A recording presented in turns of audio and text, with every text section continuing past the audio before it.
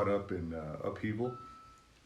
There are certainly lots of circumstances that could be seen as horrible and difficult, lots of loss and lots of grieving, and lots of loss of job and health and worry about health and safety and economics, and so many things that you could really get caught up in a whirlwind. But there is something that is not caught up in this whirlwind, not caught up at all. And no matter what happens, even to your last breath, there's something that is always calm and peaceful. And today we'll focus on that. And so we call that that calm and peaceful place, we call that a place of refuge. So if you can please write down, and then we'll do some meditation with this, and I'll give some advice. But you have to know what is, if you're going to practice mindfulness,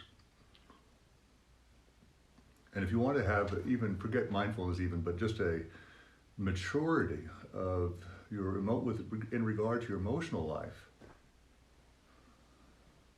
maturity in the emotional life, and not just the spiritual life, but the emotional life, the psychological well-being, then you have to know what to take refuge in.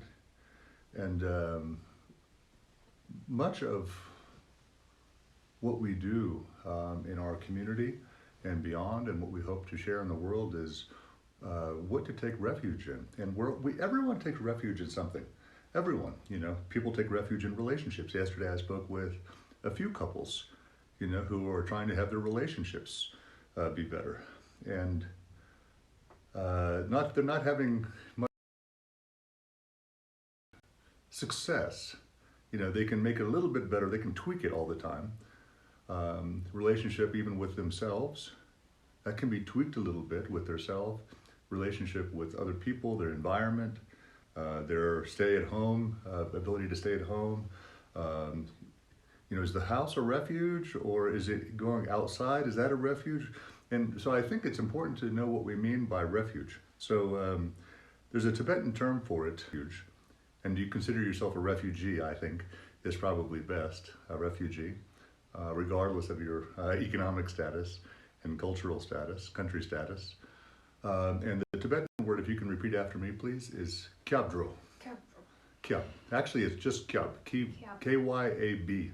Kyab. And then dro. Kyabdro. Kyabdro. Dro in Tibetan means to go. Like if I want to go to the Gompa, the monastery, place where we meditate.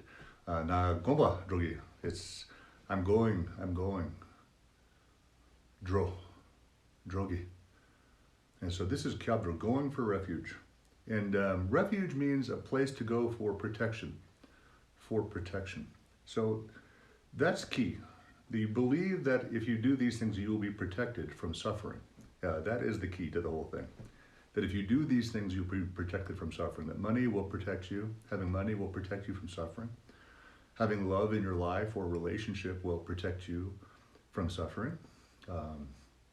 You might believe that health will protect you. Having good health will protect you from suffering. There's so many different things. Family that can protect you from suffering. I think most of you who have a family, I hope maybe that's all of you. Is it true that your family has protected you from suffering? So I wanted to say that because I think that there's just so many misnomers and people don't think things through because you want to be happy. That's you're a sentient being, meaning that you have a spine and you have the ability to feel pain. You're sentient. You have the ability to sense pain and you don't want to suffer. And you want to be happy, and frequently people take the usual paths that everyone else is taking to do this, and it doesn't work. They suffer more for the paths that they choose, believing that the paths that they choose will actually give them refuge. That if I could just get married, if I could just get the house, the car, the relationship, then I'll be happy. Yeah, and they tried again and again, and Einstein's definition of insanity, right? Doing the same things over and over again, and you get you don't get the result that you thought you were going to get, but you keep doing it even twice as hard, working on the relationship, or working twice as hard at the job, And instead of getting happier, you get more miserable. And so it leads one to wonder, what am I doing? Am I doing it wrong? Maybe I'm doing the right thing, but I'm doing it the wrong way. And that's the most common thing. Because everyone else is doing it, and everyone must know what they're doing, right? I mean, you can look at the world, and it's very clear that people across the world are all taking refuge properly. They're all going for protection from suffering, and there's so much happiness in the world. So we might all just, we should just keep on keeping on, is the idea. Or you have to be a little bit contrarian, go against the grain, and not be attracted by every shiny lure that crosses your path, and go, maybe I should rethink what I'm doing. What it is, since I want to be happy, I don't want to suffer. What am I taking refuge in? What am I taking refuge in? So I think let's start with slowing way down for a second, and maybe have pen and paper. And let's just think this through for a second. We'll call this worldly refuges. Worldly refuges. And I think it's really important for all of you to identify that you do, in fact, I don't care if you're a great spiritualist, you're already an enlightened being. I think it would be very wise of you to slow down and just put it in pen and paper, put it in writing. Just 10 things. This is contemplation. Let's not deny this, even though you're a great spiritualist, What do you take refuge in? Worldly things. And you do. Come on, you take refuge in money. You believe to whatever degree that this, put a percentage next to it. I think that this actually does protect me from suffering. This will protect me from suffering. Just write it down. Money.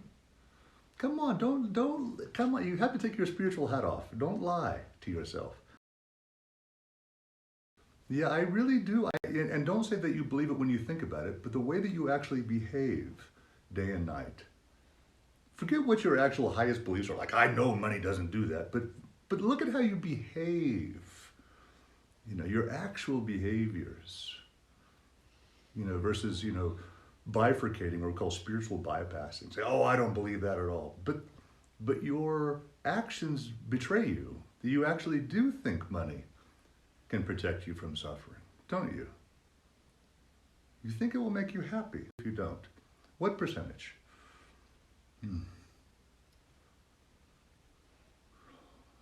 Maybe you believe that physical health, that will make me happy. If I don't get COVID-19, I'll definitely be a happier person. I'll be protected from suffering. Bad health, is definitely, that having good health will protect me from suffering. Health issues, yeah. Good health is protection from suffering. Just physical health right now. And put a percentage in what you really, the way that you have been, let's say the past week, that you really believe like this. I'm not saying that your highest intentions when you really sit down and think about it, whether or not you think it's really true ultimately, but the way that you behave, the way that you conduct yourself. Yeah, I really, I'm worried about this disease. I'm worried about my well-being. Am I going to die? Someone, a loved one, going to get sick. You really do behave this way, right? I know that if I sat down with each of you individually and went through this, I know logically you might come to some different conclusions, but that's not really what we're interested in again today. Really the way that you conduct yourself. That's your best measure of how you actually behave and believe on a day-to-day basis, so that you're not spiritually bypassing, not bifurcating. Okay? So health, money, family, your boyfriend, your girlfriend, your husband, your wife, they can protect you from suffering. If things were going well in the relationship, that would be good.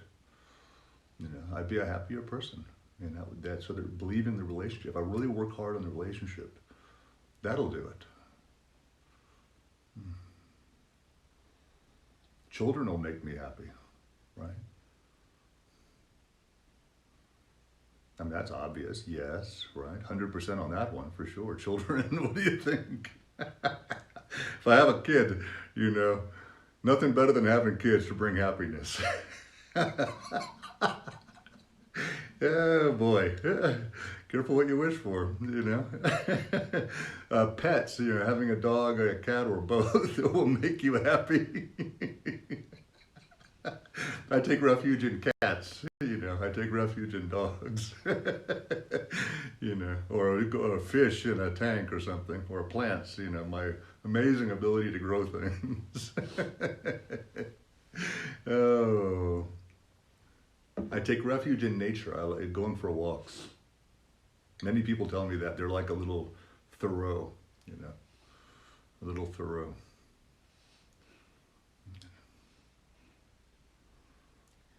You know the joke, you know, I'm going to give it all up. You know, I'm going to give up after this COVID thing. I've made up my mind. I'm going to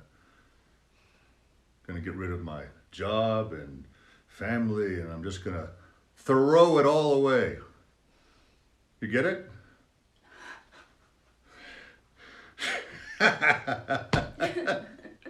Oh boy. Well, terrible, terrible Buddhist humor.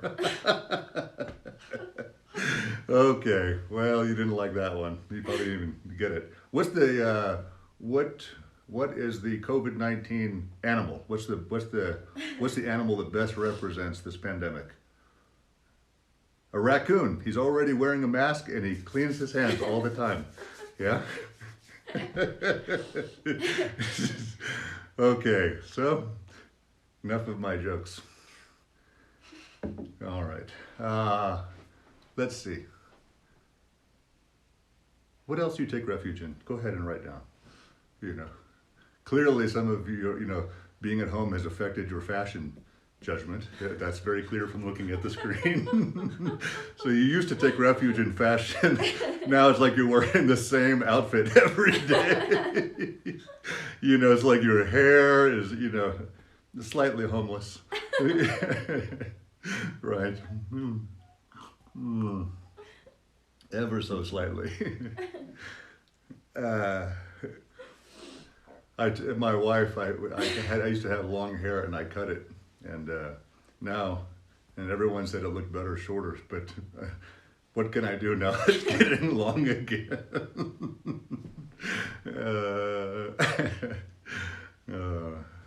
What else do you take refuge in? Please take a little list, a little time to yourself, a little minute. Yeah. Please write down. See it in black and white. And put a percentage, like, you know, the way I actually behave. 10%, I really believe that's true. 50%, I believe it's true. Yeah. For those of you who are sitting at home and you're drinking a lot now, you know, kind of developing your alcoholism, you know, or your drug habit, you can put that, take refuge in alcohol and drugs. And I mean it, write it down. If that's what you find yourself doing for comfort, write it down. You need to see it. You take refuge in internet searching. I'm not joking about the drugs now. People think, oh, I don't take refuge in that. I don't know. Do you? How much are you doing this stuff? Yeah, you need to see it. Yeah. Searching the internet, always looking up to see if there's a cure or not a cure. Have they developed a vaccine in the last 3 months? You know. You know, on that note, by the way, there's been many viruses that and you really need to think about this. No vaccine has ever been developed for them, ever. This could be one. You know, you don't hear this from the politicians, right? They're always optimistic, and they actually talk about like Plan B that is actually really not Plan B. You know, here's another Plan B for you. Maybe no vaccine, like HIV, no vaccine. That's quite possible. Maybe we're just always like looking at this thing and always shutting down and starting up and shutting down and starting up. You know, maybe that's going to be the new normal. Yeah, maybe. You don't know. We don't. No one knows. Do you take refuge in certainty? Do you take refuge in certainty? I have to know. I can't be happy. I take refuge. It means I believe that certainty can provide me with protection. That's a very important question. Very important mindfulness question, Dharma question. You think certainty, if I just could know. Now, I also want to talk about your general attitude. It's very important in this, especially now during this time. Your general attitude's like, let's imagine 5 or 10 years from now, and for many of you, you will still be alive, hopefully, right? And you will look back on this time and how you conducted yourself. You know, and maybe you'll have children or grandchildren or friends, and maybe you just have yourself to look at in the mirror. And you'll ask yourself, you know, how did I conduct myself during this time? How did I conduct myself during this time? You know, did I act nobly?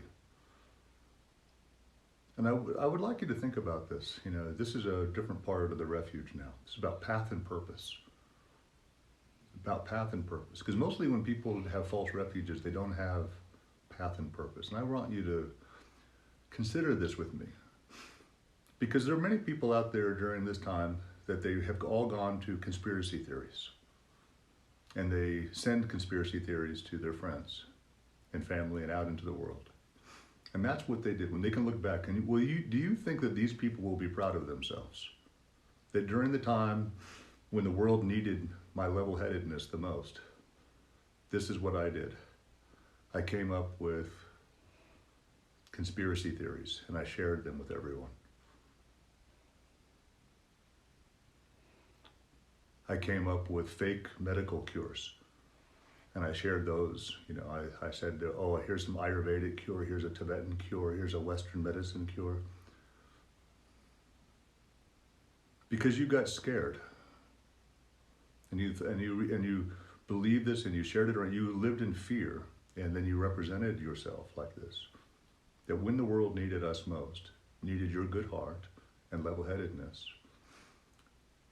that you stocked up on firearms and bullets. And I feel bad for you. I do, as you sit there well-armed. I got a pellet gun. I have a pellet gun. It looks like a real one. It's not. Yeah. It might pop a balloon.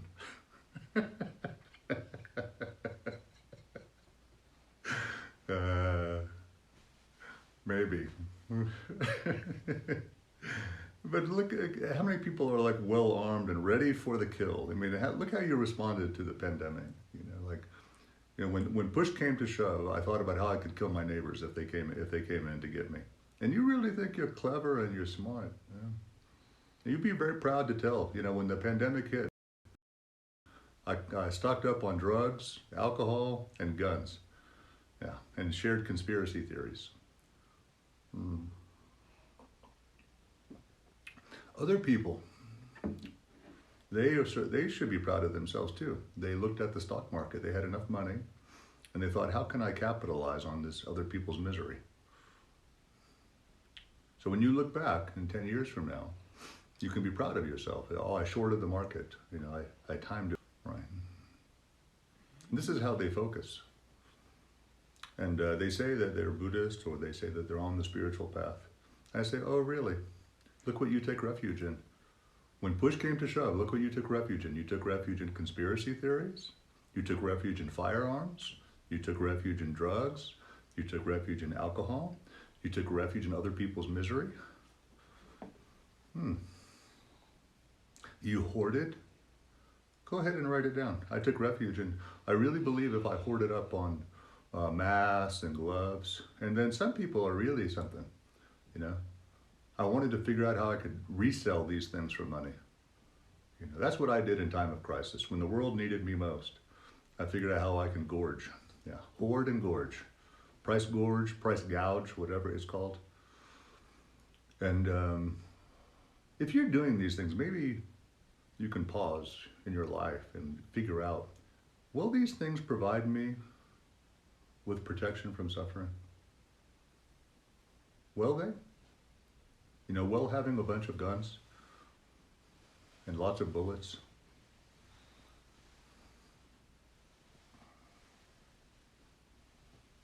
will having hoarded up lots of food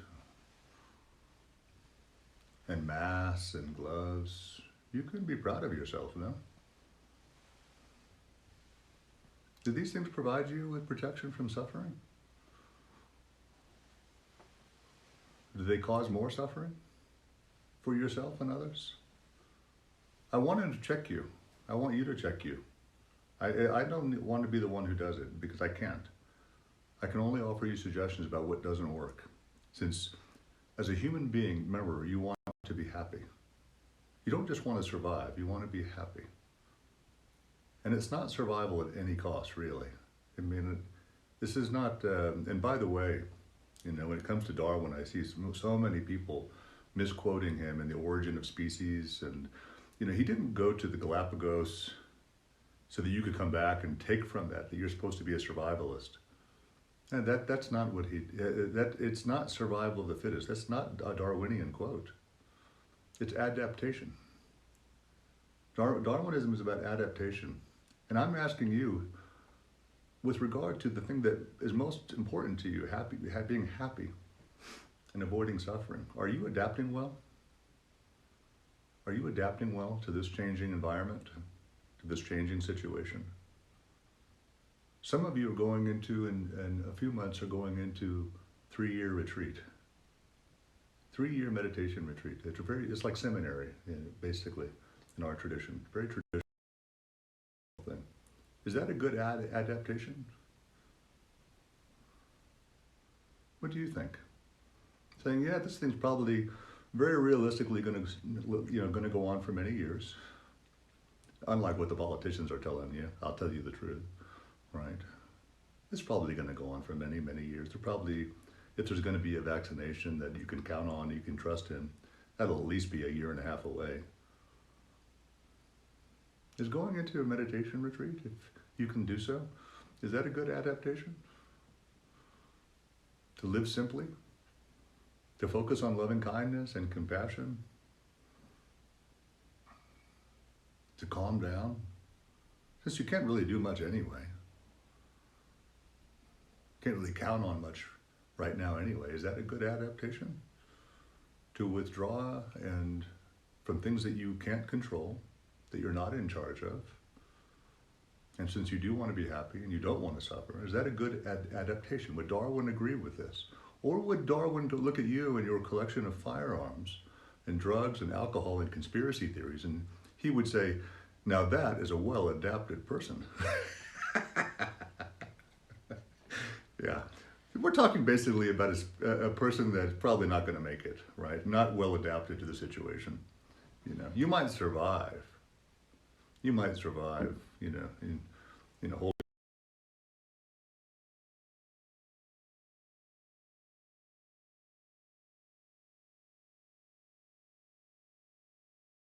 But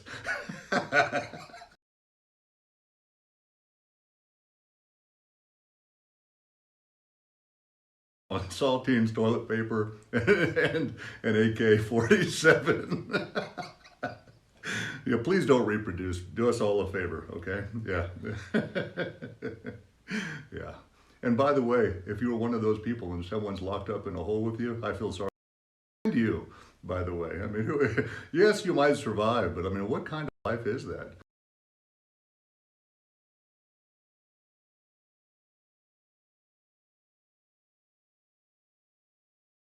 You do want to, you don't just want to survive, right? Don't you want to not suffer? And just simply surviving is not the definition of not suffering. There is this happiness idea. There is this happiness idea, this not suffering idea. So it's not just a survival issue. Because if you were just to survive, is that really just survival? I think we may want to consider that here for a second.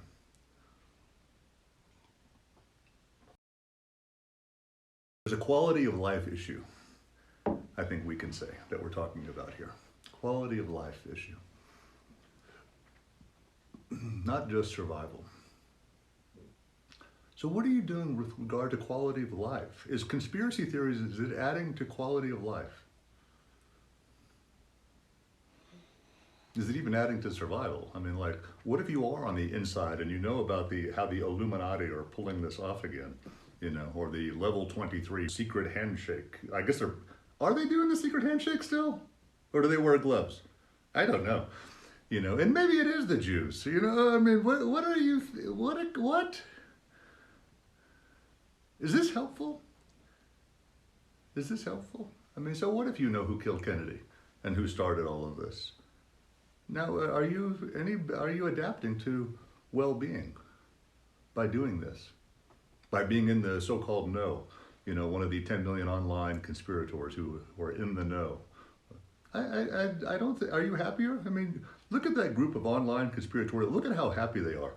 If we had to ask all the conspiracy theorists how happy they are, you can see they're just glowing, radiant, right? They know who killed Kennedy, they know who started the virus, and look how happy.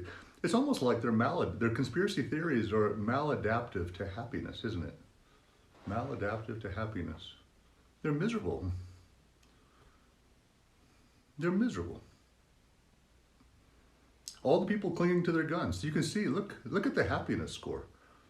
Oh, through the roof. Like, I've got so many friends. I've got the AR-15, the Beretta, the AK-47. You're so happy. I mean, you're maladaptive, I would say. Maladaptive. Yeah, malignant. Yeah. All you can do is think about how you're going to survive and how you're going to kill your neighbors if they should come through the door to get your saltines. Is it a happiness to have lots of drugs and alcohol laying around? Well, again, maladaptive. Maladaptive to well-being. Just getting through day to day, high as a kite, stoned out of your mind, sitting around eating all kinds of crazy food out of anxiety. Maladaptive or no? Sitting around eating Doritos, right?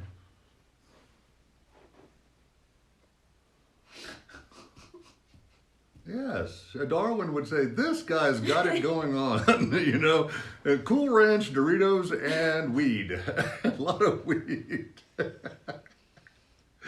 Oh boy, yeah. Adaptive or maladaptive, would you say, in terms of well-being and happiness? Come on, this is like, what do you take refuge in? What do you take refuge in? And think about it not just in terms of survival. Look, we can all survive. Okay? That's not what this is about. Mindfulness is not about survival. That's a course that you can take in the backwoods of Alabama. Okay? That's a survival course. Mindfulness isn't about survival. No. It's about well-being. Are you being well? Well-being. Are you being? Is your being well? There's a very funny expression in Tibetan. They don't say, how are you in Tibetan? They say, Krong gusuk deboyumbe. That's the long version of it. They don't really say all that. They just say deboye. But what they mean is from the expression Krong you gusuk deboyumbe. How is the atmosphere, literally, how is the atmosphere, not just on your outer body, but your inner ecology, your inner environment, your mind? How is it in there? How is it around you? How are you today? So I ask you, how are you, really? Not just the answer like, oh, I'm fine. How are you really? Could you please write down, how are you really? Really, really. I'd like you to see it in black and white. How are you really doing?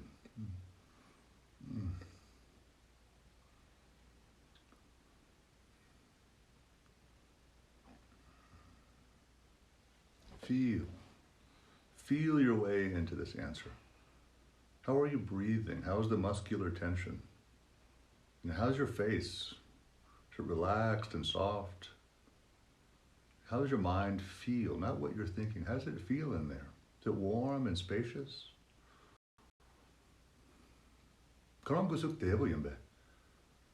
How are you today? How is the inner ecology?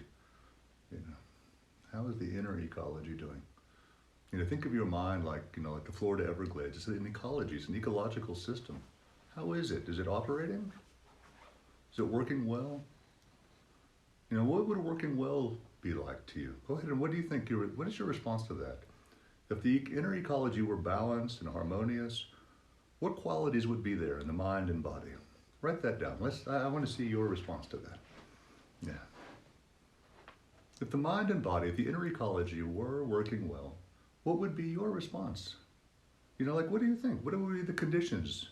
You know, is it anger, anxiety, guilt, depression, jealousy? You know, are those the inner conditions for well-being? Or is it like equanimity and loving kindness and compassion, contentment, contented joy, at ease? See, now we're talking about Darwinian adaptation to a situation, an adaptation to the environment.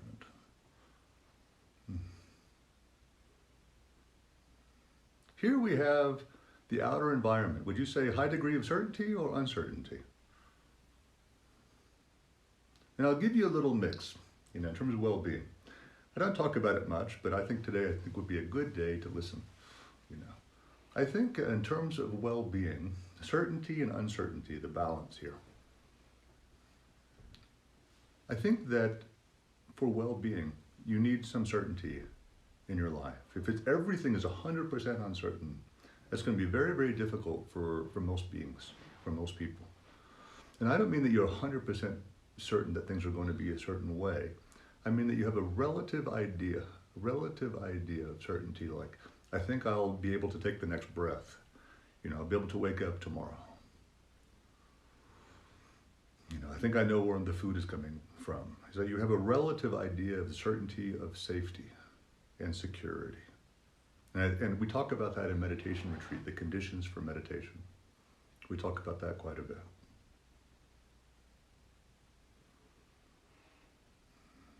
It's that you have to feel as though you're in a safe environment. So let's imagine that you all have that right now. To whatever degree, not like some imagined like nightmare that could happen, unfold as, you know, as this pandemic goes on. You know, like how, you know, you can hear how desperate people are. You know, they're talking about, what about the next wave, you know, in the fall, you know, when the flu season and coronavirus is there. As though the first wave is over. You know, what about the second wave? When did the first wave end? I must have missed that part.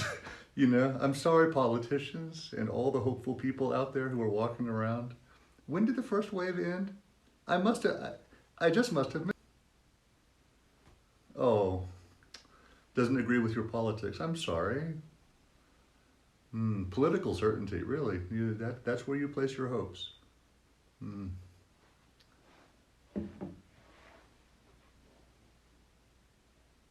So you can see, in terms of adaptation to suffering, certainty. Let's put it like this, that in terms of your survival, you know, day-to-day survival right now, not a year from now, do you feel pretty confident that you're going to be alive? Just alive. Put 0 to 100%. I know that everything changes and you could die every moment, and life is like a water bubble on a stream. But do you think a year from now you'll be alive? Relative certainty. Relative certainty.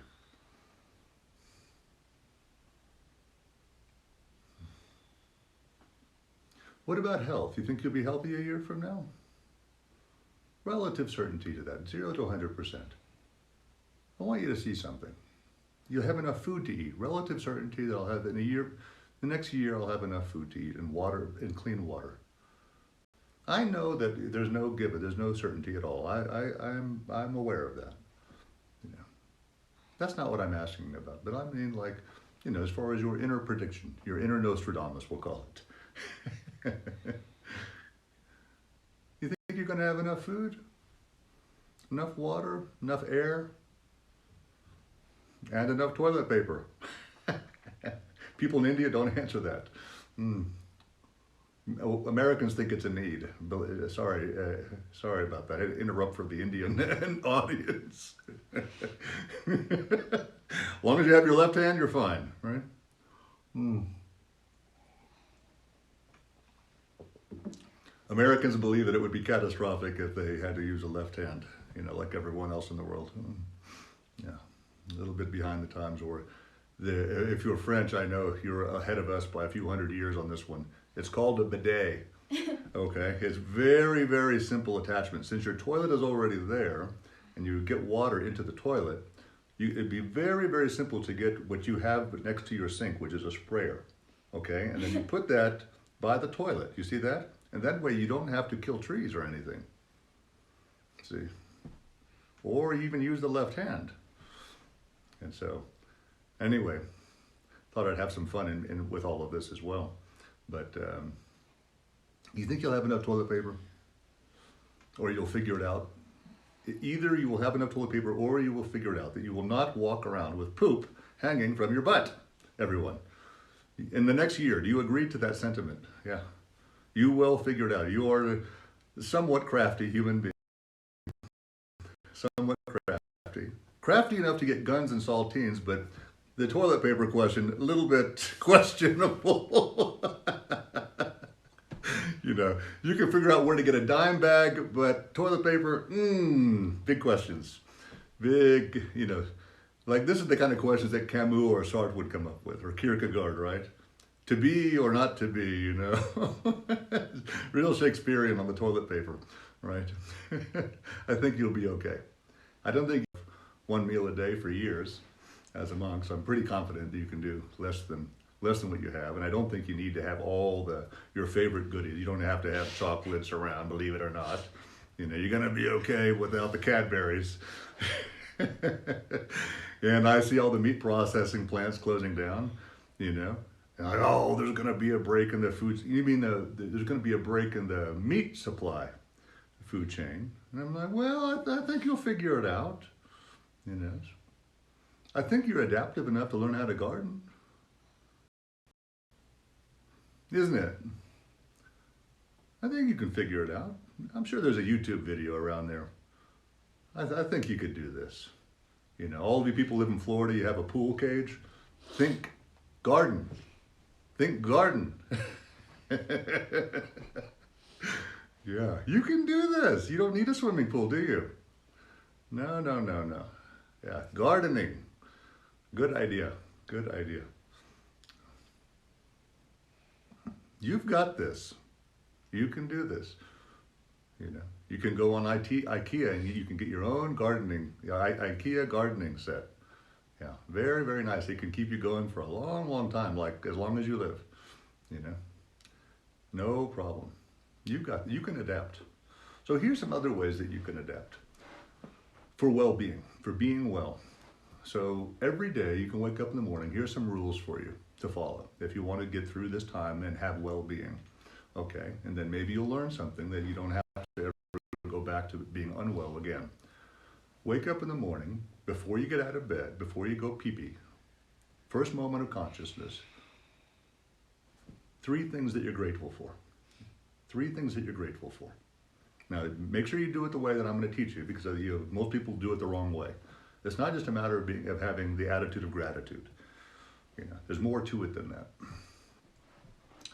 What you do is you visualize 3 things, one at a time, not all together. Okay, so you visualize. Let's go ahead and try one. And make sure that your gratitude is about path and purpose, not about how smart you are in real estate. Okay. Oh, how great you are. Because you're part of the gig economy. That's not it. It's about path and purpose. Like, I'm grateful to wake up this morning and maybe to share kindness with a friend, even if it's online. Yeah. It's the opportunity to be kind.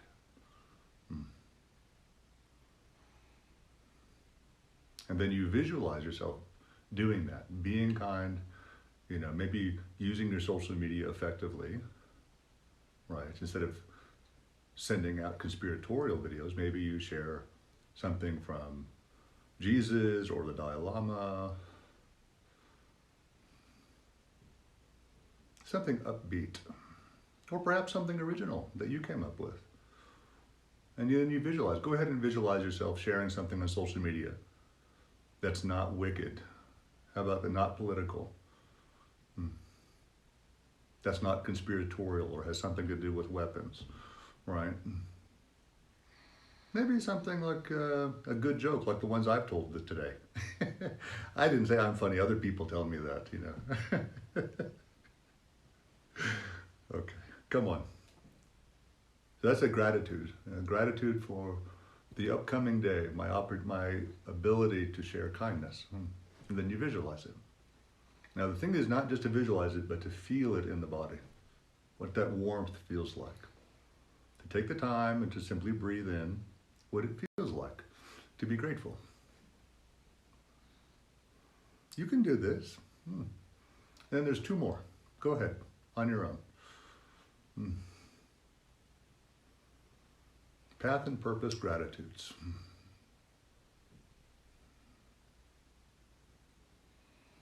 Path and purpose gratitudes. Go ahead. Visualize, please, one at a time, what it feels like. See, if you just rattle off gratitude intellectually, that doesn't work. It's not going to have any real impact on your well-being.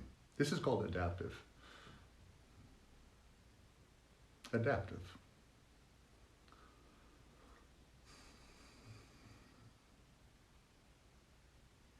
This is what Darwin had in mind. It's not just about survival, believe it or not. Adapting well, well adapted.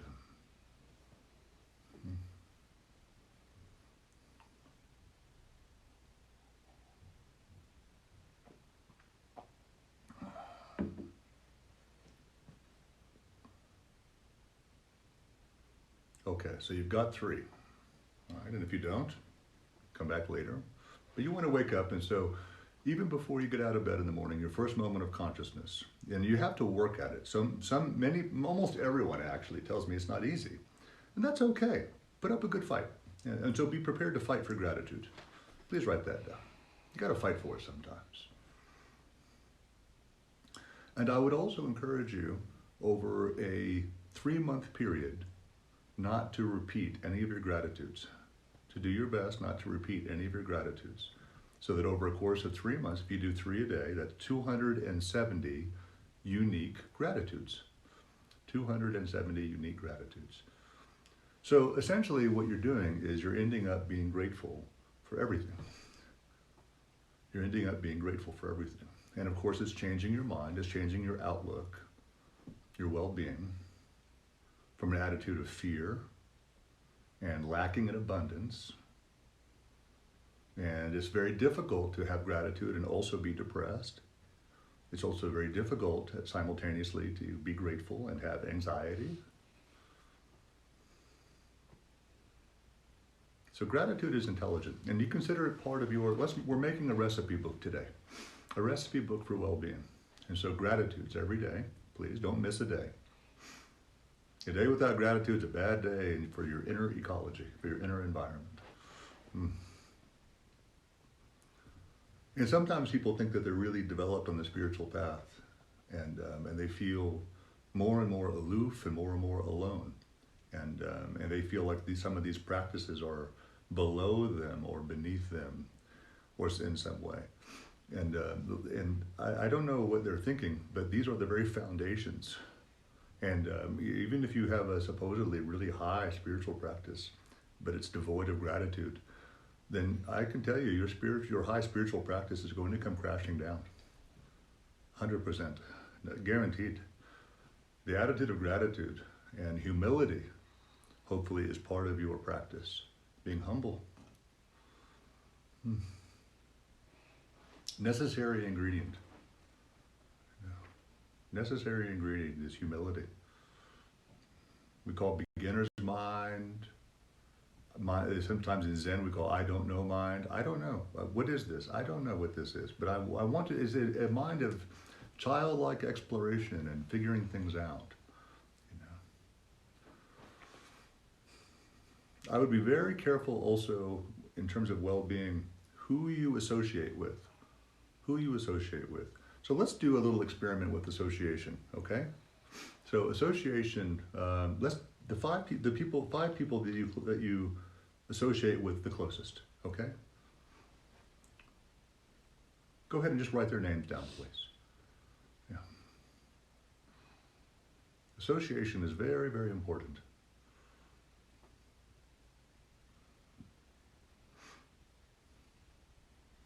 Let's start with people. Let's start with people. Who do you associate with? You know, and if you're living in close quarters, I think it's pretty obvious, right? Right now. Who do you associate with? Unless you're in one of those terrible households where you are in close proximity to someone, but you don't even talk to them. You know, we call the angry roommate scenario. Hopefully it's not that. Now, when you think of those 5 people, let's just do a little checklist about how you think of each of them. Like, would you say this is an optimistic person, upbeat? You know, well-adjusted in terms of adaptation? Yeah. This person's well-suited, well-adapted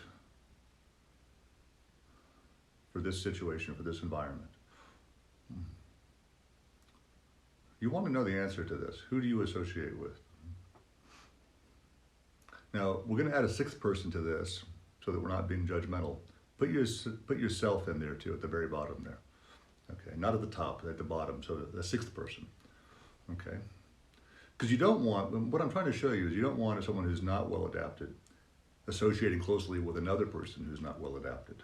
How do you think that's going to go? And then what if all 5 of your friends and you, none of you are well adapted, but you're all well armed? You know, you have a lot of saltines and a lot of guns and a lot of alcohol. You know, you know, your pile of cocaine is quickly dwindling here as the days go on. You know, it started off as a mere kilo. You know, now you're down to a gram. You know, you thought you were Tony Montana at the beginning of the pandemic, and now look at you, you know, basically a street hustler, you know, trying to cut it all up. Oh boy, oh boy.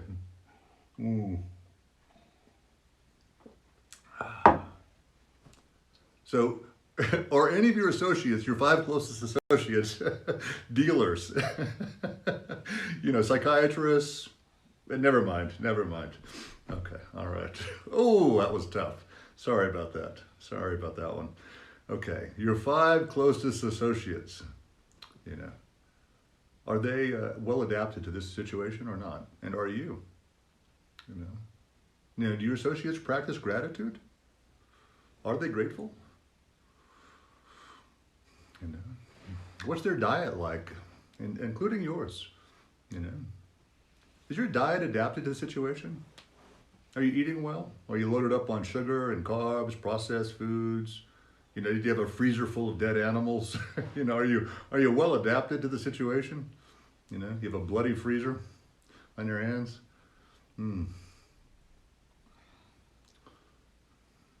Kosher, of course. Kosher, right. Only Hebrew nationals, right? Come on now. Come on. What do you have? Come, let's. Is your diet adaptive to the situation? You know, are there intoxicants in there?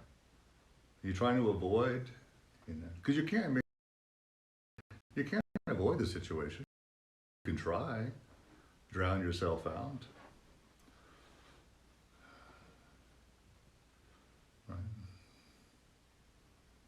Your 5 closest friends, happy? Let's go through it. Happy, anxious, angry. 5 closest. Could be friends, could be family. that you're mostly in contact with. Like I've got one friend, I mean, literally he contacts me, he's like trying to figure out how to make money. He literally is focused day and night on day trading, how he can make money off of this situation, and buying recreational vehicles so, he can have fun. It's a little bit sad, huh? Not adapting well to the situation. Very, so one of the point I'm trying to make is that adaptation here is part of a global world, is part of a global community, has to do with your relationship to others and empathy, and doing something about it. Not just, there can't be a disconnect where you kind of feel bad for the world, but you're not really doing anything about it except you're thriving, you're doing well, and there's lots of people like this right now. There's a lot of people really suffering. People who've never been in a red line are in a red line. And there's also lots of people who aren't really suffering very much, like this. I'm one of those, I'm not really, but the question is, do I sit here and just think to myself mentally, may all beings be happy, may they be well, may they be safe, may they be peaceful and at ease, and not do anything. So there's a disconnect.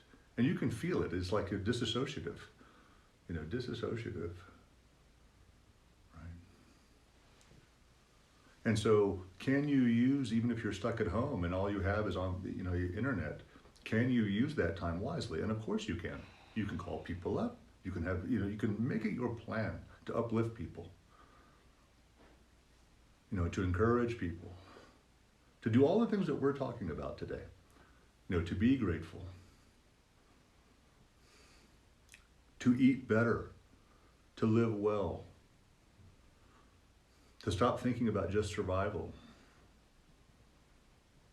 to stop with the intoxicants. You can encourage people to slow down, to not race to get back to work, to get right back to where we started from, which might, very easily, everyone, we might be in a position relatively soon of just starting up and shutting all down again. That is quite possible. Quite possible. It's not negative, it's not doomsday. It's very possible that we open up and the rate of infections go through the roof again. The rate of death goes up. It's quite possible. It's happened before. There's precedent for this. This isn't negative, it's possible. Are you prepared for that? Are you mentally ready for that possibility, that very realistic possibility? That we start up all over again and then we have to shut down again? Or are you going to be one of the crazy people who's out there yelling at the government and yelling at Bill Gates and everything's a conspiracy? Maybe things don't go back the way they were. You ready for that? Mentally, are you ready? Adapting, are you well adapted? Can you deal? Not just deal, but can you thrive mentally with these possibilities? Very realistic possibilities. So gratitude is one. That's definitely there. Watch your associations, please. Who you associate with. If you can't uplift them, I'm not saying cut people off necessarily, but I would definitely say distance from some and get some other associates. You're going to need that. You're going to need people who are well adapted to the situation. You can't just, if you sit here and just try and fight the actual situation that's taking place, and you are not surrounded by people who are well adapted, you're going to have a tough time. You're going to have a tough time. I would encourage you to distance yourself from people who are not well adapted. If you cannot lift them up, if you cannot rise together with your close associates for your own well-being and also for theirs, I would encourage you to find some new associates. New associates. Even if you're living in a household with someone who's very negative, I think I would encourage you to find people online, people you can call, who are upbeat, who are grateful, who are content, who are thoughtful and empathetic. That's my encouragement towards you. This is an excellent time to develop a spiritual practice. So do you have one? Do you have a meditative practice? Whether it be Christian contemplative prayer, it's wonderful. Nothing, one of the best things ever, is Christ consciousness. Sufism, not just all these non-dual practices. In Buddhism, we have so many. But do you have a daily spiritual practice? Yes or no? Adaptive to the situation. Because you are so much in your mind right now, so much in consciousness and awareness, way more than you perhaps know or care to even believe. So do you have a spiritual practice? It's extremely important for adaptation. Do you have one? Do you have a good relationship with well-being, the higher aspect of your mind, consciousness and awareness? Do you have not just check in and just say, yeah, I have one, but like, are you doing something with that daily? Do you have a daily practice? If not, for adaptation, please get one. Please get one. Develop one, regardless of what religion or tradition you are. Or even if you don't have one, it's okay. You don't need to be religious here. You just need to understand the importance of your mind and its role in your well-being and adaptation to well-being. Very important. Okay. So here's some other things that are important for your well-being. Diet.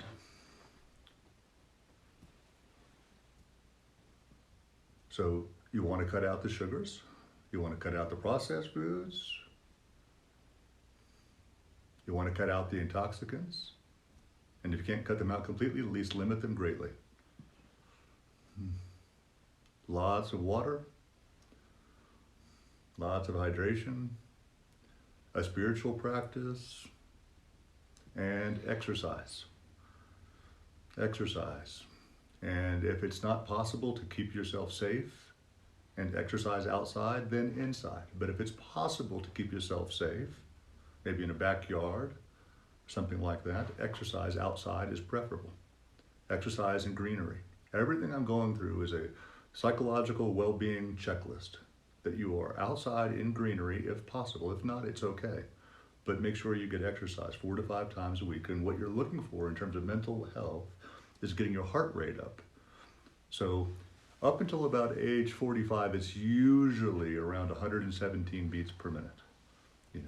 Getting that up and sustaining that for 15 to 20 minutes. That's the usual thing that you would see, like on WebMD and things like that. Mayo Clinic's website. Now, of course, that's not true for everyone. Some of you have conditions and things like that you can't do that. But if you're able to exercise, and whatever way is possible, then that's what you do. Part of your routine. Now, the other thing that I will recommend to you is keeping track what's called an emotional inventory.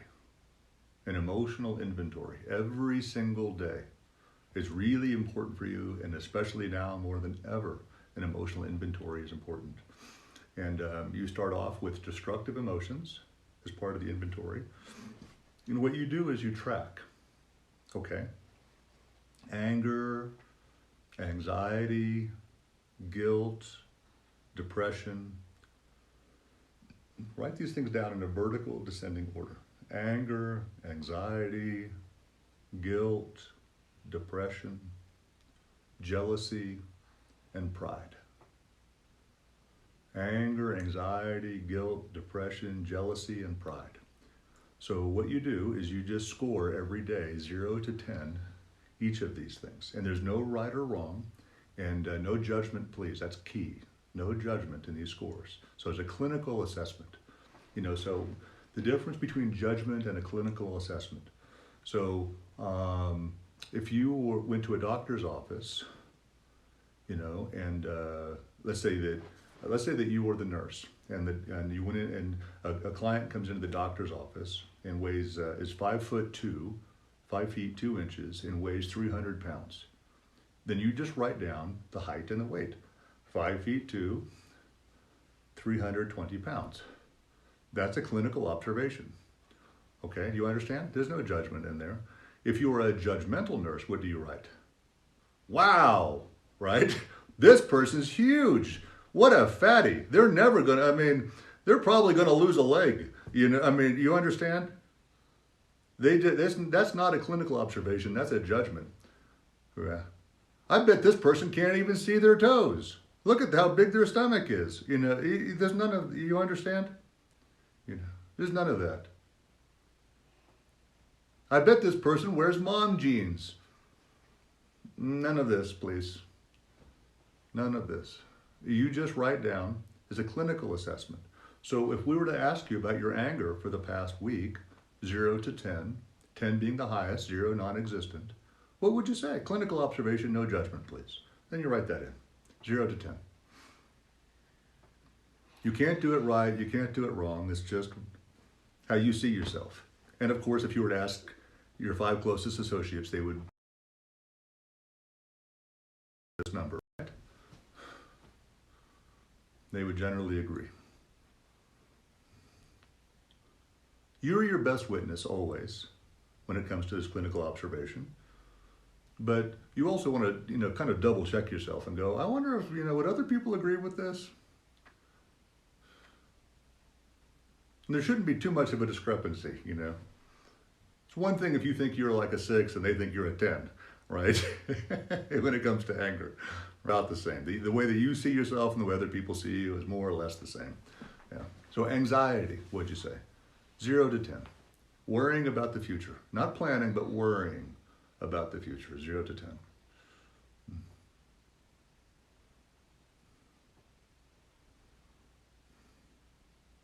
The 10, you got panic attacks. Below a 10, right around 9, you got a lot of obsessive, compulsive, safety behaviors.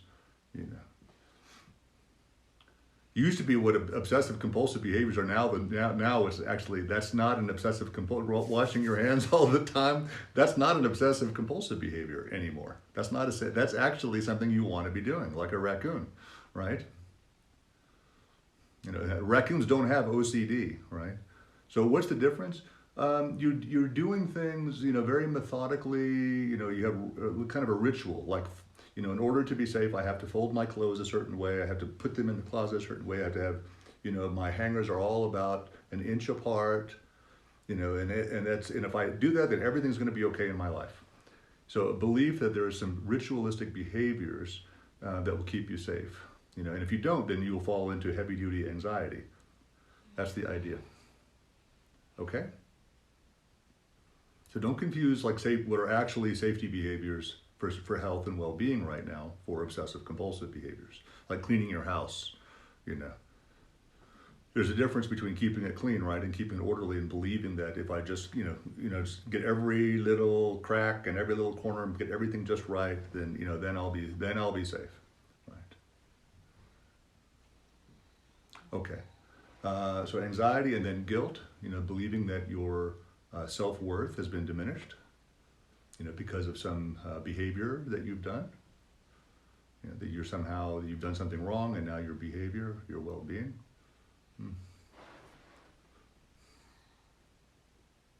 0 to 10 on that.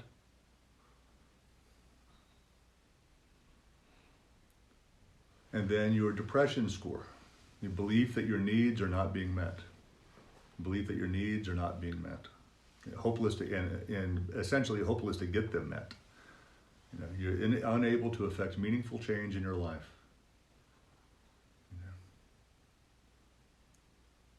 Like, for example, someone told me, I had really big travel plans. I was going to ride my motorcycle through Morocco. That's what I was supposed to be doing this week. I had been planning on it for months, and I'm like, so that's why you're depressed? They say, yeah, I had a big plan. So I ask you something, Americans in particular, is that a need to travel?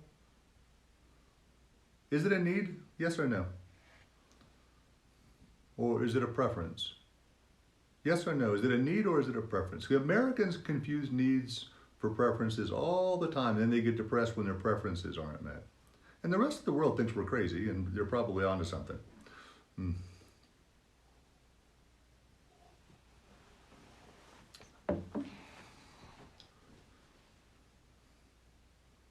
Yeah.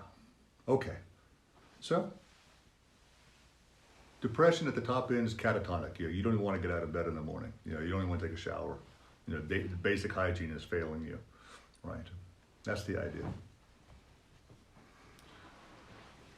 Hopelessness, helplessness, at the other end, and you're asking your doctor to load up on prescriptions. It's like, I need maybe more Paxil, more Zoloft, more Prozac. I gotta get through this somehow. You're up ruminating,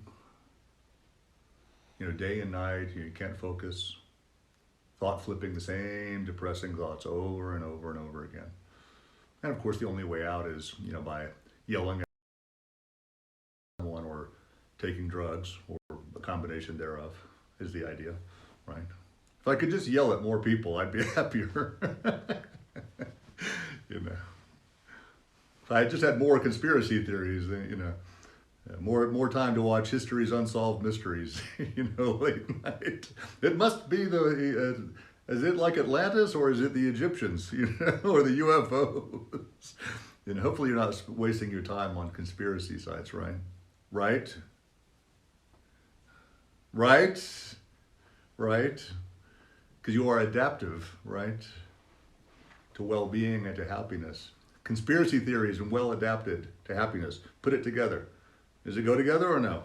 So things you don't do, holding your gun while watching conspiracy theories and saltines, is that adaptive?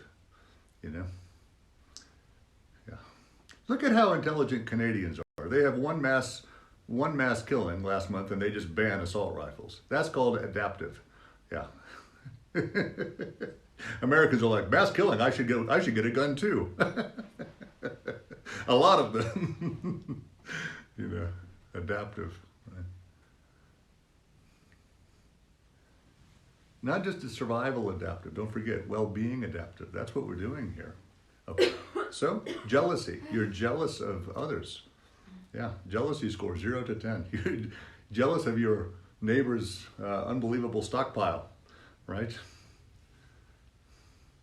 How many of you are jealous of your neighbor's meditation practice?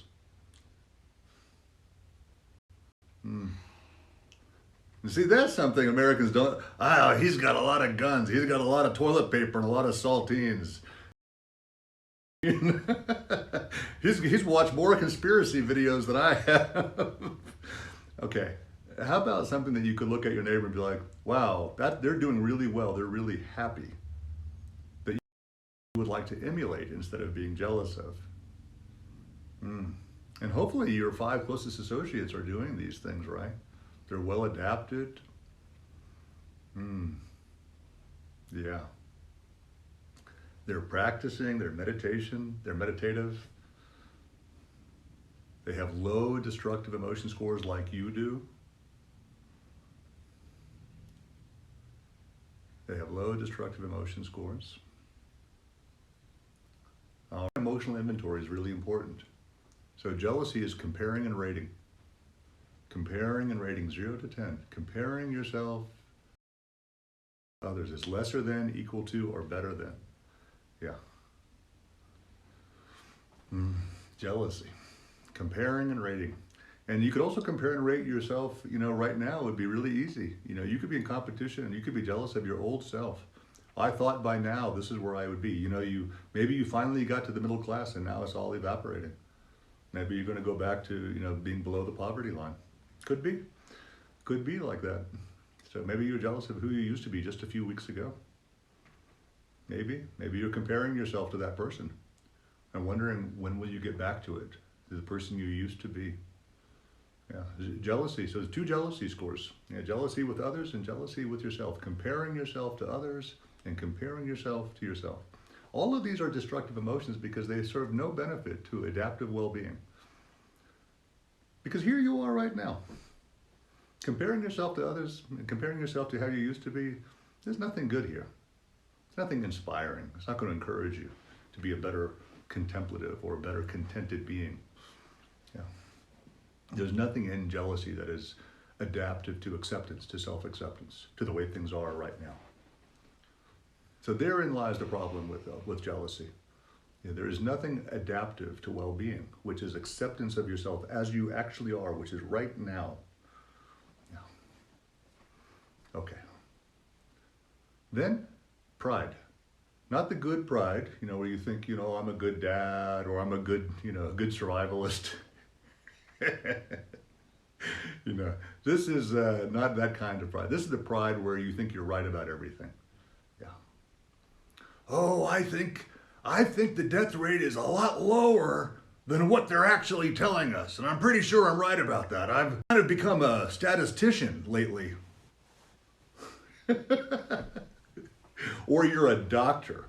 Yeah. So what does actually being an MD have to do with your ability to understand epidemics? Since a lot of doctors find themselves online right now, giving their ideas and theories. Yeah, very, just exactly what the hell do you know? Going to medical school doesn't make you really an expert in anything, does it? Perhaps in your particular field, your specialty, but certainly not statistics and not epidemiology. No? So maybe you want to pipe down a little bit on your expertise. Let's go with statistics, if we can. And if there's not testing being done, then the statistics aren't reliable. It's just that simple, to be a genius. Right? All right. I mean, we can all see that the mortality rate is like this right now. Yeah. So there's a problem, isn't there? Yeah. So pride, how about we take down the I think I know that I'm right about everything right now. Go in with a low pride score. It's destructive to think that you're right. Because I don't think anyone is right because there's not very much testing going on. What do you think about that? No one's right now because we just don't have enough data to work with. How about that? We just admit it. Is there enough data to go on to make good decisions right now about the future? Yes or no? Don't forget the why and it's Republicans and Democrats. I want to know, does anyone in the United States have enough data to go on whether or not we should return to normal, whatever that means? You don't, do you? Your data is your own mind. It's anecdotal. Largely around your economic wishes, isn't it? And your wish to go outside because being cooped up. So does being cooped up have anything to do with anything? In terms of the spread of like you don't want to be cooped up anymore? What is that? Or your economic your economic wishes? Even if it's about your own survival and your ability to feed your family. Do you think a virus has any interest in this? You just don't really have enough information, and neither do I. So let's take the pride down. Let's take the pride down and just go, hey, the situation is just so uncertain, I just don't know. I just don't know. There are certain things I can be certain of, like the mortality rate. That seems to be there, even though you can't say what it's attributable to exactly, but we can say that the normal mortality rate is no longer normal. Right now it's like this compared to this time last year. Yeah, that part is true. We can look at that and be like, well, I wonder why it is, compared to this 3-month period last year versus this year, why the mortality rate in the United States is like this. Even though we can't say it's because of this, can't say it's because of COVID-19. So anyone who says that they know, you have what's called, go ahead and write down 10 on your pride score. That you have inside knowledge about what's going to happen because of the testing that you have seen. So go ahead and write that down. Yeah, I'm pretty sure about this. I'm able to go outside of my economic desires and my desire to walk outside. And I have factual knowledge based on the data I've seen I'm basically an expert in statistics, right? And you are an expert in statistics, correct? Right? And your local doctor who has an opinion, that's something you can trust in. You have a high degree of confidence. I know a lot of doctors are probably watching this. and thinking, well, I am correct. Well, why don't you just pipe down a little bit? Why don't you just zip it? Yeah, that could be good. Yeah, and write down your high pride score instead, and not tell everyone else about your interesting ideas when life and death and well-being are at stake. Why don't you pipe down a little bit? You don't know. And if you're a scientist, well, that's great. But if you're a scientist, I think you need data, don't you? Don't you need data to make a decision or even develop a hypothesis? I mean, what use is a hypothesis without data? See, I just don't think anyone really knows. So we may be in this for the long haul. Low pride score is helpful here. Just, why don't you just accept, I don't know. So how much do you accept? Look at your pride score. I'm asking you something. 0 to 10. How much do you accept? I don't know. I don't know. If you have above a 0, that's called a pride score. And you're like, no, I really do know. How many of you think that, I'm a scientist, I'm a doctor? Even like the very best of people in the field are going like this. I don't know what's going to happen, but it doesn't look good. But you have some kind of counter evidence to that. So that's a pride score. So go ahead and write that down. Like, yeah, this is what's going to happen. I'm pretty sure. It's all fake news. High pride. You know it's all fake. How? I see. You don't know, do you? So what you want is a 0 pride score. It means I don't know. Yeah. Pride is not a good idea right now for adaptation. That kind of pride, which you know actually, somewhere inside you know is not right. So that pride is connected to your anxiety actually. So the more that you think you know what is right, I guarantee you also have a high anxiety score. Why is that? If you knew what's really going to happen and you believe that you have all the data, then why is your anxiety score? If you're so right about everything, then why is your depression and anger and anxiety score so high? It doesn't seem to go together, being right and being angry.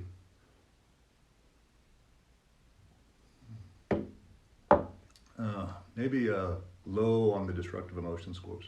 And then the emotional inventory also has some upbeat scores too. So empathy, sensitive to other people's suffering, empathy, suffering of the world, not just living in your own little bubble.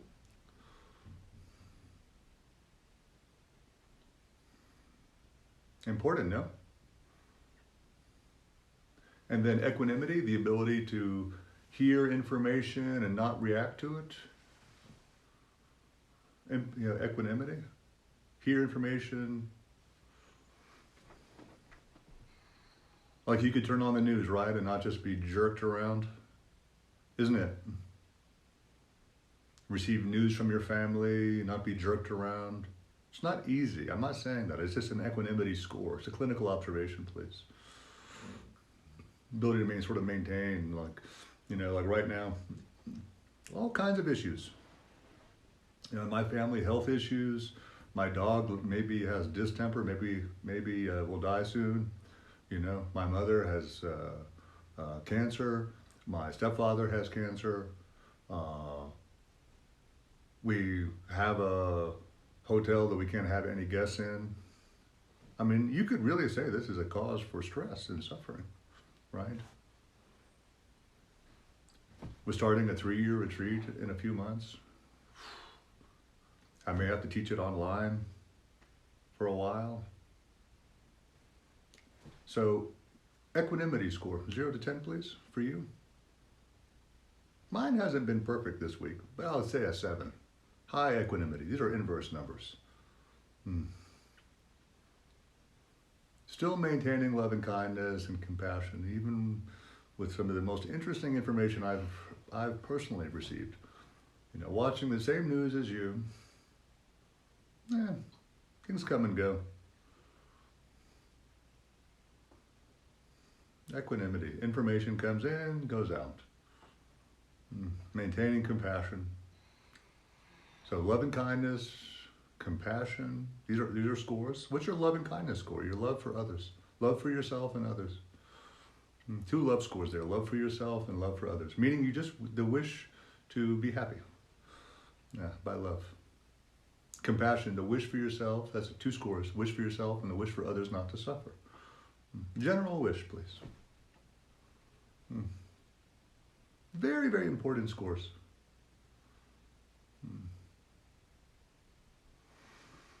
And then contented joy, which is different than the joy of like getting what you want. You know, like visual phenomena, auditory, you know, seeing pleasing things, hearing pleasing things. This is the joy of contentment. 0 to 10, please. So I'm just joy, just simply being, simply being.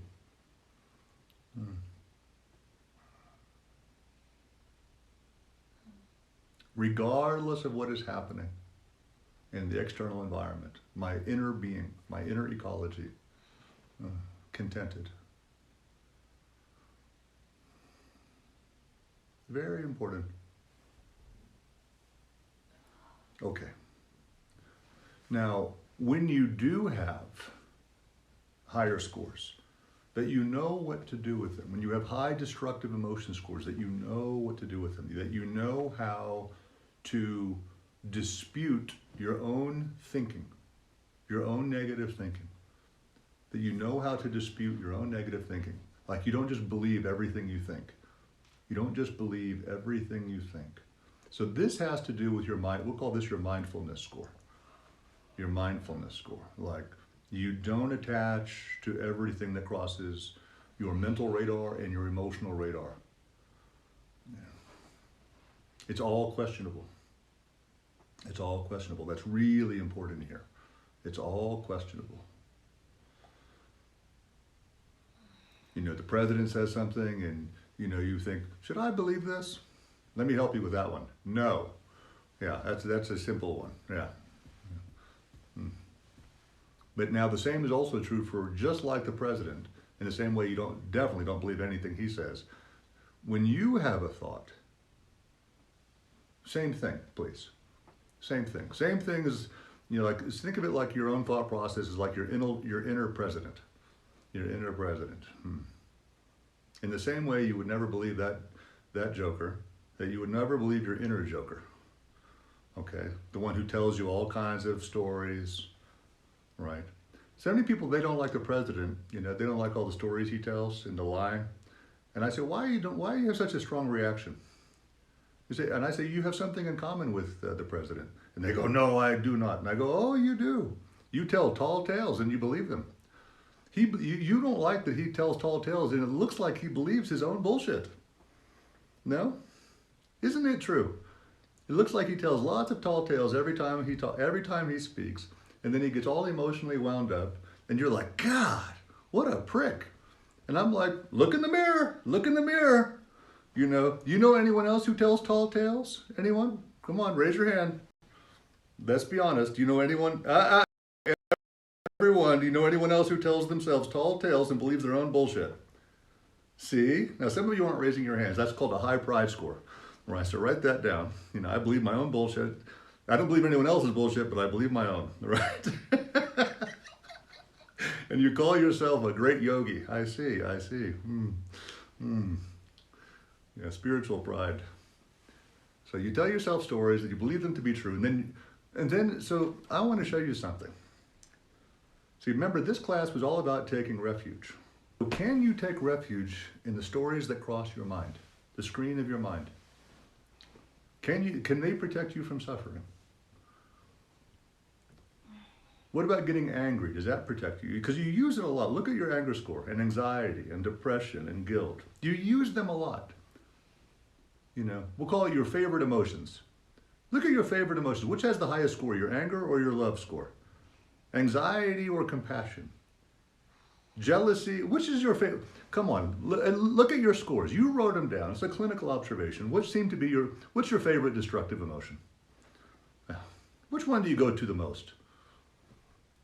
Now, would you say you take refuge in that? You take refuge in pride or anxiety? Which emotions do you take refuge in? That things that, yep, I believe if I, by doing this, I'll be happier. And you can look at your own scores. You wrote them down, silly. You're the one, oh, I can take refuge in guilt, my own worthlessness. Yeah, that'll do for sure. You know, you really thought this one through, obviously. You sat down and you consider it and you're like, yep, high guilt, I'm going to use that one. That's my favorite, my go-to favorite emotion, my go-to favorite klesha, we say in Sanskrit, nyomo in Tibetan. My favorite mental poison, guilt, shame, jealousy. Yeah, love. How many of you, hopefully your love score is higher than your anger score, right? Everyone, right? Raise your hand. Oh, just me? Up to 2, 3, 4. Okay, there we go. Your love score is higher than your anger score. Woo, if it's not, that means you take refuge in what? Love or anger? That's what I think. That's what I thought. You take refuge more in money or contentment? Come on, let's do some comparative analysis here and some of the things you wrote down. How much do you think contentment will provide you with refuge from suffering? Hopefully it's more than your money score, right?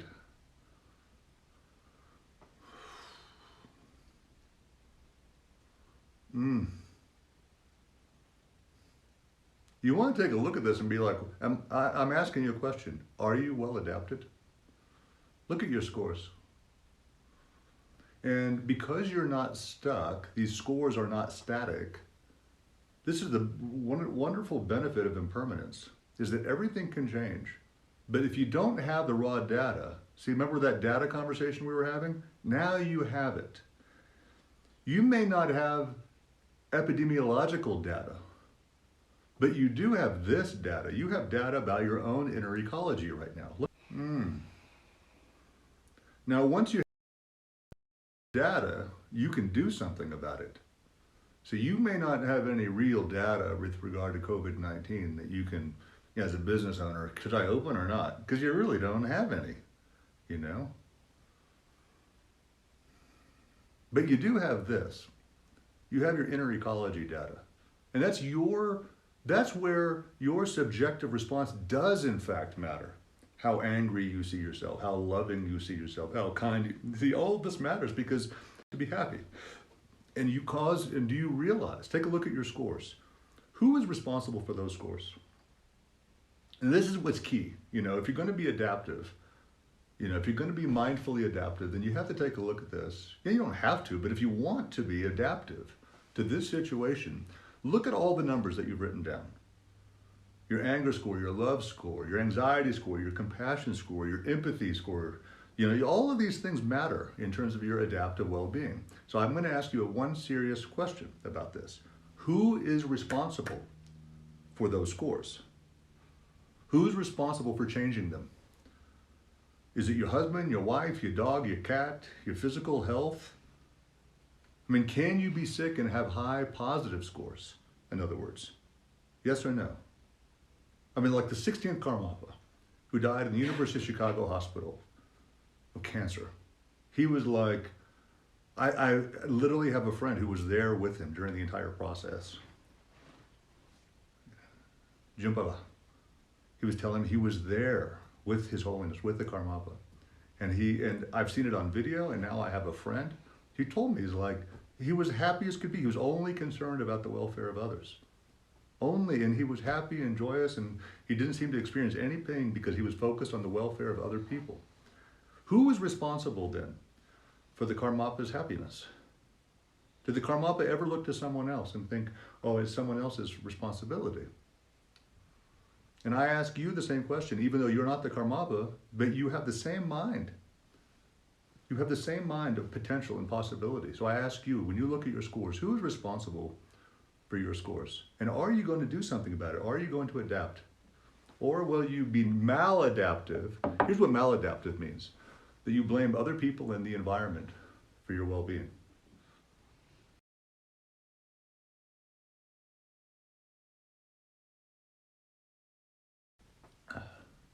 The higher the score, the more malignant the problem is. It's growing and it's spreading. the belief that someone else or a situation is responsible. In your business plan, historically speaking, pandemics are not that unusual. But I bet, to show you how maladaptive we are economically, not the government should have told you. The government should have been more prepared. The world should have done your homework as even as an armchair historian, and recognize that, pandemics are actually a part of the human life. If you take a look in the genome of human beings, do you know how many viruses are there? And some of those viruses are absolutely necessary. They help you to live and help you to function. You live with viruses. Yeah, it's a part of your DNA. You can see in the human genome how many times the human DNA, the human genome has been through these types of situations. And all of you are at this point familiar with the one that was, the worst one that was just 100 years ago. But now all of you are refamiliarizing yourselves. Upper respiratory problems, HIV, Ebola. I mean, the very drug that is helping people right now with COVID-19, not helping them not to get it, but with their symptoms, remdesivir, that's an Ebola drug. That's an Ebola drug. That's what it was for. Remdesivir is an Ebola drug, and it doesn't prevent anyone. So I watch people, we have a vaccine. I'm like, that's not a vaccine. Not at all. Get your optimism away from all of this. That's something that if you're in the hospital will help you by 33% chance not to die once you get it. Once you get COVID-19. That's what it is. So don't get all excited. Yeah. This is what these politicians, your belief system and your believing people is hurting you. Yeah, hurting you. I don't know why people won't have a reality conversation. It's much easier to have a reality conversation. There's no cure, there's no vaccine. And there won't be one for a long time. By the very best people are saying this. It's going to be a while. This is going to be ongoing. Are you ready? Are you adaptive? Are you adaptive? Who's responsible for your emotions during this time? This time of outer uncertainty. I'm asking you about your inner certainty. See, I'm showing you something, that you do need certainty in your life. And one of the best ways to develop certainty is by asking yourself, who is responsible? And know this answer with certainty. Who is responsible for your emotions? Come on, emotions have so much to do with your well-being, your inner ecology. Who is responsible for this? You know the answer. All right, now that's how you live every day. You keep track of these scores. Are you able to observe thoughts and emotions coming and going without reacting? Yes, you are able to. Now, with regard to your projections, who is responsible for those? For all the information you have in your head, where are you getting your information from? Are you getting it from the news? Are you getting it from Pravda? You guys know what Pravda is, right? Fox. It's Pravda. Pravda is Russian misinformation television, right? So are you getting your misinformation from there, or are you getting your misinformation from CNN? Okay?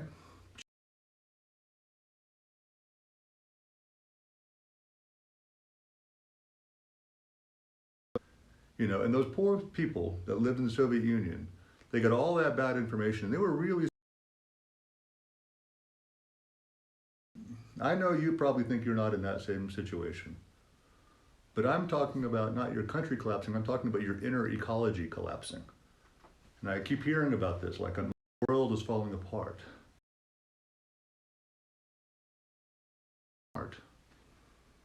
It depends on where you're getting your news from. Where are you getting your information from? Is it from family who are catastrophic? Is it from the internet that's catastrophic? Is it from news channels that are catastrophic or wildly optimistic on the other side? So I would encourage you to have an inner news channel that is not propaganda. An inner news channel that is not propaganda. That you're able to listen to the inner news. And here's the inner news, your breath. Can you feel your breath every day without trying to control it? Can you feel it? Breathing in, breathing out. Inner news channel, your breath. The other part of your inner news channel, your body, bodily tension. This is a much more reliable indicator of your well-being than anything going on in the outside world. The inner news channel of your breath, your body, the way your mind feels, called chitta nupassana. That there's desire there, there's anger there, that you're able to observe the inner news, just like the... Can you do this? And yes, you can do this. Your inner news channel is way more important than the outer news channel in terms of adaptation to well-being. It doesn't matter if the news were great on the outside world, if the inner world is a mess.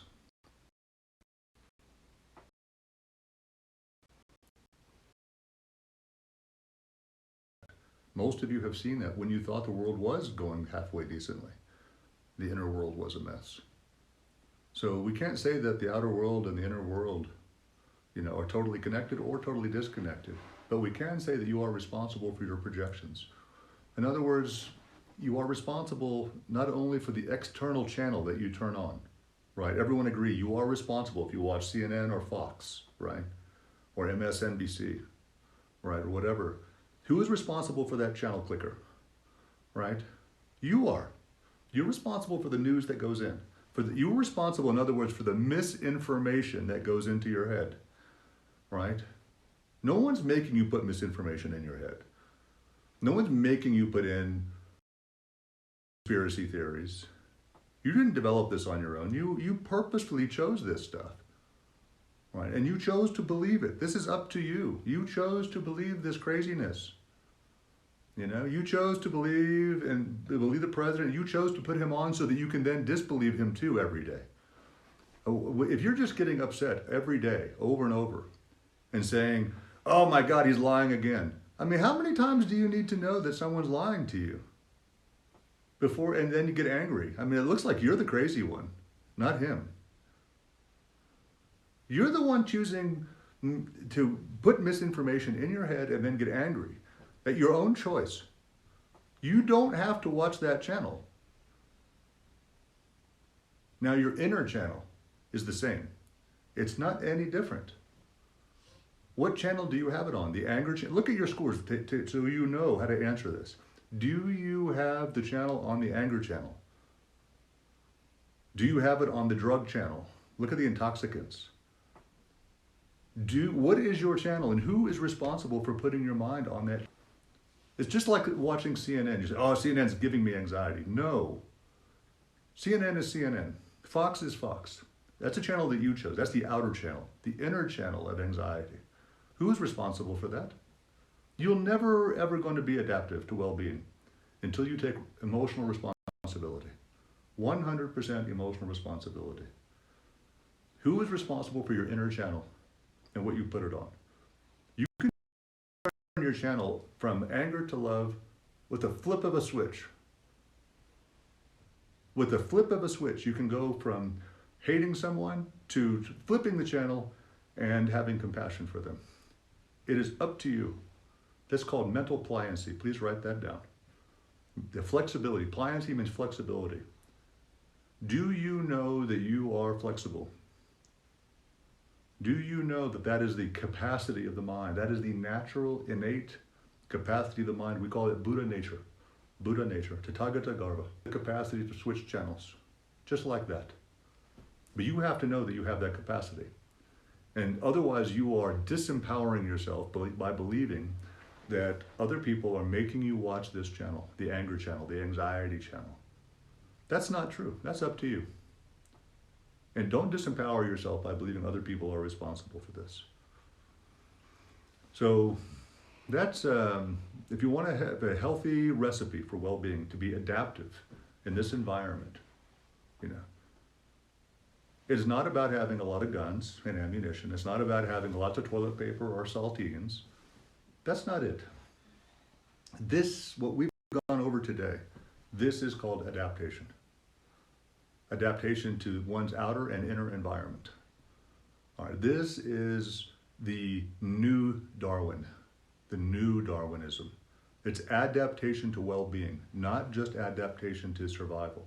I don't think not too many of you right now, right, you know, as someone watching this, I'm going to imagine that your survival needs for the next year, that you have an idea that like, I'm going to get through this. But now it's not just about survival, it's about adapting to well-being, please. Adapting to well-being. Let's go beyond mere survival and let's go to well-being. And so there are things that you need to cut back doing. Please write them down as we conclude this session. What do you need to cut back on? Something that, you know, that's practical, it's workable, like drugs, alcohol, sugar, internet time. Come on. You have to make some changes here. You're responsible. Change the channel. Write it down, please. Let's do just 5 things. These are things, concrete things I can work on to be adaptive to my environment, my inner environment. And 5 things about your outer environment that you can shift your relationship with. All right? Things that will improve, that you're showing yourself that you are adaptable. Come on, write them down. 5 things about the outer environment that you can either add to or subtract, that you will do. You plan on executing what you're writing down. Not just some pie in the sky crapola. Yeah, something you can actually do. Please write down. Don't just stare at the screen. Don't be a goat, you know? You just look at the screen like or a sheep, what is that? And if you look behind like a goat's eyes, like not much going on there. Come on, write something down. Now think it through. Like 5 things I'm really going to do to improve my outer environment and my inner environment.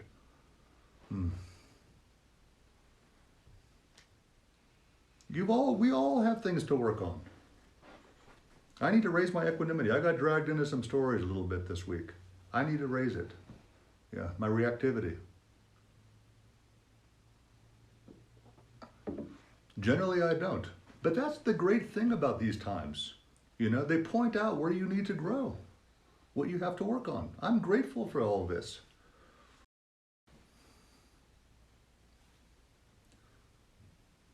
You know, when the time gets tough, you get to see what you're made of. I mean, I want you to change this adaptivity of yours to where you can look back after this pandemic is said and done, that you can look at yourself in the mirror and you're like, you know what? This is how I did. I did well. It didn't start off that great, but man, did I change, and I could be proud of myself. I added in this environment of pain and suffering, I was an addition to the world. I didn't just sit around thinking about my own survival and killing my neighbors. You know, when things get rough, you know, how am I gonna, you know, take advantage of others and stop them from taking advantage of me? It went further than that, you know. I was a contributor in the time of need. I was a contributor.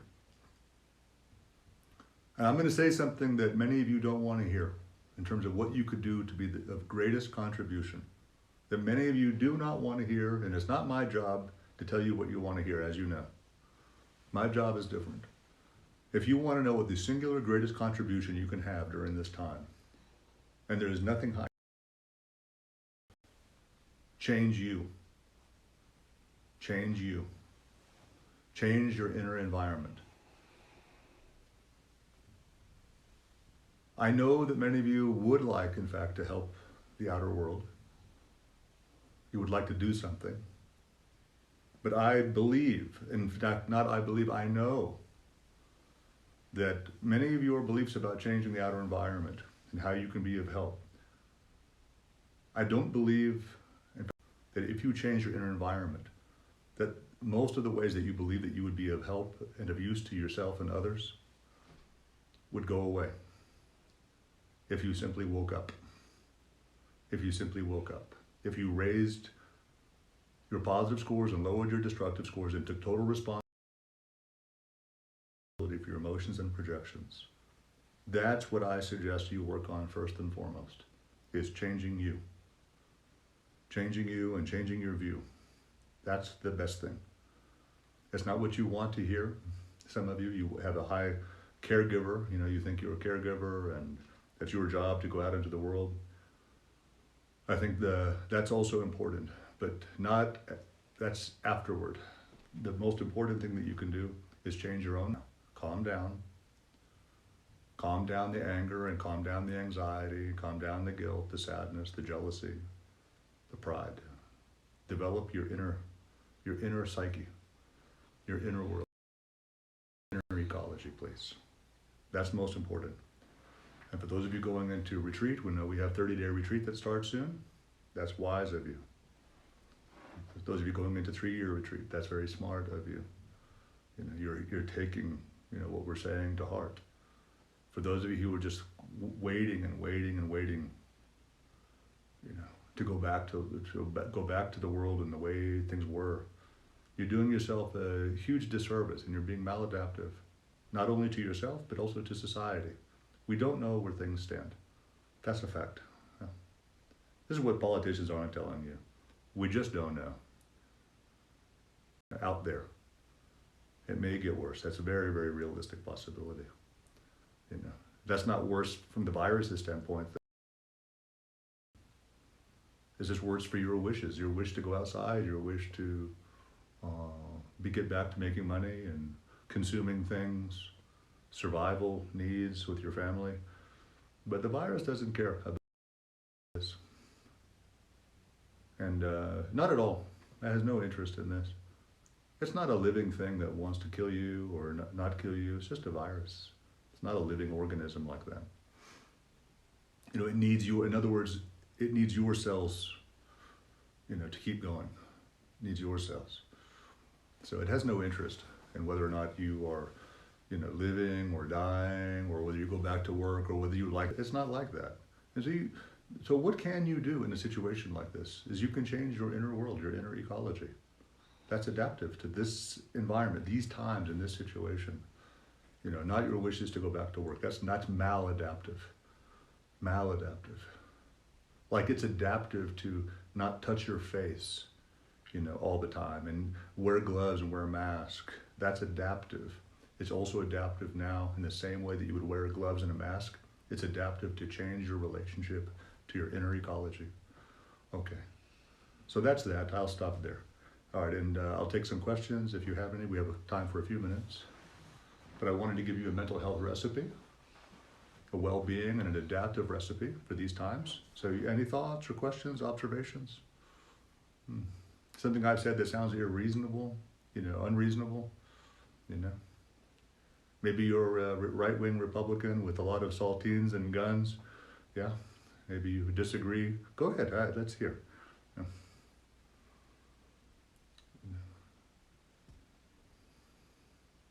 Okay, nothing? All right. Why don't we get back to this next week? We'll meet next week, and you try these suggestions this week and work really hard at it. You wrote them down, what your list is about things that you're going to work on, and let's see if you can do it. Okay? And I know that you can. There's nothing that can't be done in terms of changing your relationship to your inner world. Okay? And I think you will see. Here's my bet. Okay? I'll bet you a box of saltine crackers. Right? And all the firearms I have, you can have them. If this doesn't work, okay? So what we want to do is we want to test the hypothesis. Can I be adaptive? By changing my inner world, will it change? This is the question. This is the hypothesis. By changing my inner world, will it change my outer outlook? You follow the prescription. Gratitude, diet, exercise, meditation, questioning your own belief systems, keeping track of your emotional scores every day with the desire to bring down the destructive ones and the wish to raise the positive ones. And we want to know by next week, by changing your inner world, does it change your outer outlook? So that's the question. We want to test the hypothesis and let's see if it's true. Let's see if it's true. Okay? Thank you so very much. And by this merit, may all obtain omniscience. May it defeat the enemy, wrongdoing, from the stormy waves of birth, old age, sickness, and death, from the ocean of samsara. May I free all beings. Om Mani Padme Hum. Thank you.